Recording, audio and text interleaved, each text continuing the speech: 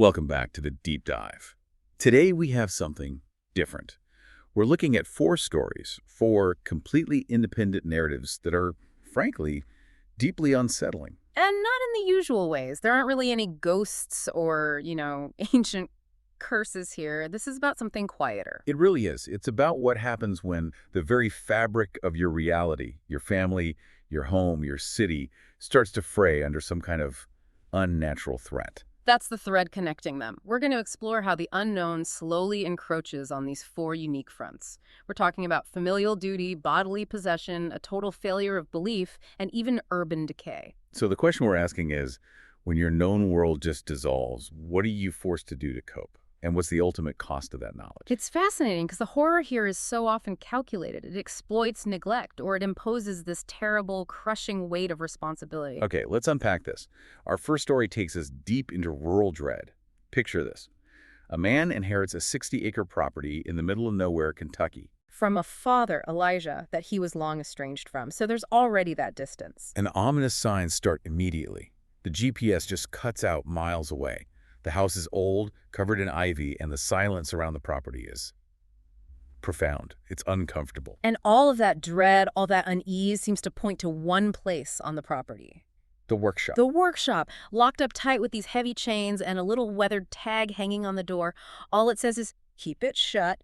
His father was a taxidermist, which already gives you this theme of preservation, of imitation. Right. And the narrator remembers his father saying something really cryptic. Preserving something's the only way to save it from the mountain. Which, you'd try to rationalize. You'd think it's a metaphor for saving the land or the family name or something. Of course, but then he finds the key. And it's hidden inside this old, hollowed-out family Bible. And get this, the entire book of Leviticus has been ripped out. So this isn't about any kind of spiritual preservation. No, this was literal. Terrifyingly literal. He opens that workshop, and any idea of a metaphor just dies on the spot. Inside, under a dusty dropcloth, is what he can only describe as an abomination. It's a figure about the size of a child, but its skin is this pale, patchwork landscape of stitches. It's clearly been cobbled together from different animal hides. Just an awful, awful image. It's posed serenely, but the eyes, the custom glass eyes, are described as looking too real. It's not a successful copy of a human. It's a decoy. An imitation meant to fool something. And the townspeople, they know exactly what it's for. He talks to a woman at the local bar, Ruth. And she tells him the town's grim history. For years, children went missing. It was a dark, constant fear.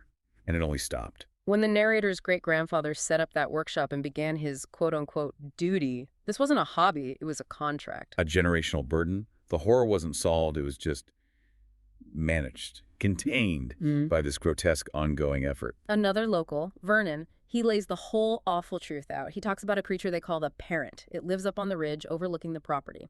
And it requires a distraction. A continuous one. These figures, made by the family line, are for the creature. It supposedly plays with them. As Vernon says, the illusion holds. So the town's fear isn't about the narrator. It's that he'll leave. That he'll be the one to break this decades-long contract. And let the horror return. It's a non-optional duty. A monstrous deception he has to perform to keep everyone safe. It's just a chilling concept. To be bound to a place by a necessary, terrible lie? Okay, let's pivot from that inherited rural dread to something far more intimate, a domestic horror. This one is about a woman named Lily and how her own mind, her own vulnerability was used against her. It starts so simply. A spider falls out of her coat hood after a storm. But her reaction, her arachnophobia, it explodes. It becomes an obsession. She's stripping the bed every single night, cleaning constantly, and eventually she shaves her head, a frantic attempt to get rid of the sensation of something crawling on her. You can just feel the psychological breakdown. And whatever this thing was, it saw that as an open door. The narrator says he felt like he was missing someone while he used to live with them. Just this profound sense of alienation from his own wife. And then comes the moment that confirms it's not just in her head. Lily comes back from a specialized therapy clinic. She's thin, pale, still has a shaved head, but she seems happy. Almost unnervingly so. Until he sees her in the kitchen, there's a huge house spider trapped under a glass. He watches her lift the glass. And she just eats it. Yeah. Deliberately. And she smiles at him with this green and black residue smeared on her teeth. And that's it. That's the moment, this has shifted from psychological distress to a physical colonization. Was the therapy a success? Or was it just the perfect cover story for the entity to cement its control? All the evidence points to a cover story. Hmm. Because the physical signs start showing up everywhere. He starts finding fine, almost invisible cobwebs on his own clothes. Strange little silk nests in the dark corners of the house. And then dead mice, all wrapped up neatly in cocoons. The house itself is being terraformed. It's becoming a hunting ground for something that isn't human. The invasion has moved from her body to their home. The climax of this is it's pure nightmare fuel. He goes to check on a neighbor and finds his living room completely transformed. Walls, floor, ceiling, all lined with thick webbing. He calls it the belly of the beast. And in the middle of it is the neighbor, cocooned, immobile, but he's still alive. Horrifyingly, yes. And clamped to the back of the man's skull is this throbbing spider-like growth with its legs burrowed right under the skin. The creature was using him, farming him for something. And the narrator realizes he's next. He can feel something trying to latch onto his own head. So his only option is just absolute self-destruction. He takes out a lighter and just starts burning everything. The webs, his own hair, anything to get this thing off of him. Which works, in a way. It saves him from the immediate physical threat, but it lands him in a psychiatric institution. And you think, okay, he's safe now. But the final detail is just sickening. The doctor assigned to his case. He's this calm, serene man who smiles warmly. And has fine, almost invisible cobwebs clinging to his hair. The parasite is still there. It just found a new host within the very system meant to provide safety. That failure of the institution. It's the perfect bridge to our third story. Because this one isn't about biology, it's about infrastructure. A cold detective story that takes place in the veins of a decaying city. The setting is everything here. A gray, crumbling apartment complex, a total monument to urban neglect. Our detective is looking at 2 murders. Fast, brutal. First in Unit 3C, then in 4C. No forced entry. But there's this bizarre signature. A single, clear handprint, left impossibly high up on the wall or the ceiling, right next to an AC vent. The mechanical precision of it is creepy enough. But the lab report on the second handprint, the one in 4C, is where the real horror kicks in. The blood, the fingerprint. It matched the first victim, Samantha Ortega, who had been dead for over a week. So the killer is using the corpse's arm to sign the scene. It's not just murder, it's a grotesque mockery. It's a statement. And you realize the signature isn't random. It's a message. It's pointing vertically. From 3C up to 4C. Which tells you how it's moving, not through doors or windows, but through the building's failing infrastructure. The vent shafts, broken open from the inside. This is a monster that operates by exploiting neglect. The very structure that should keep people safe has become its personal, invisible highway. The detective knows where it's going next, 5D. He corners it there. And the reveal, it's just visceral. It's not a man. He describes it as a towering, shifting mass of rodents, hundreds, maybe thousands of rats all packed together into a human shape. And it's using the faces and arms of its victims as its exterior, its way of interacting with the world. They called it the Rat King. The contractors who had to clean up the mess later. It's just the perfect name for it. It's the physical embodiment of urban decay, a collective horror born from neglect.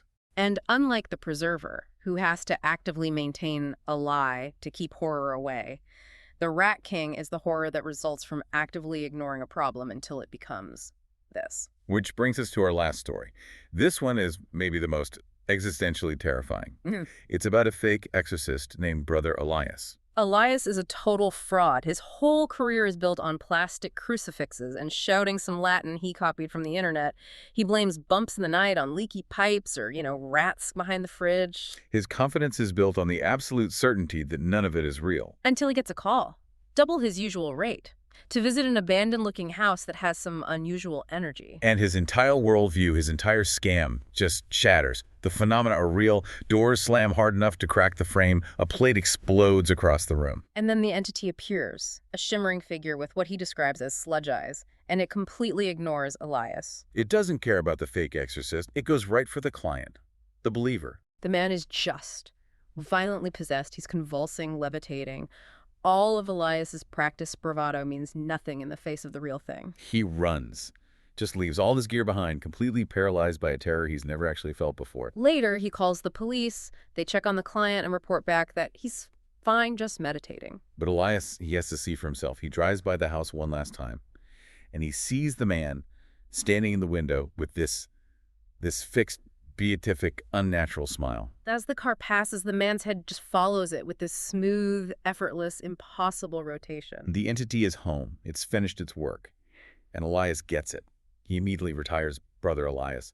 He wants no part of a world where that power is real. The failure of his own fraudulent belief system was the most terrifying thing he could imagine. So here's where it all connects. A taxidermist's awful legacy, a spider colonizing a woman, a collective of rats, a genuine spirit. What ties them together? It's the mechanism. It's how the horror gets its foothold. The common thread, really, is this theme of agency and vulnerability. The horror thrives when a human structure, whether it's personal or societal, fails. Right. First, you have the inherited duty. The preserver is forced into a role he never chose, a necessary lie to keep a monster dormant. His agency is gone. Then there's the loss of self. Lily, the fake exorcist's client, their identities were just hollowed out and replaced. Their minds became just another piece of infrastructure to be exploited by something alien. And that brings us to the infrastructure of dread. Hidden, neglected spaces, the vents in the apartment building, the forgotten ridge in Kentucky, the dark corners of a suburban home. They all become pathways for the monstrous. The horror is a direct result of us failing to maintain our world or ourselves. These stories are so terrifying because they show you how easily the mundane things in your life, your home, your job, your family legacy, can be turned against you the second that barrier to the inexplicable drops. And the only defense is usually something drastic or sacrificial. It leads to being locked away or forced into a horrible lifelong duty. So think about that preserver story again.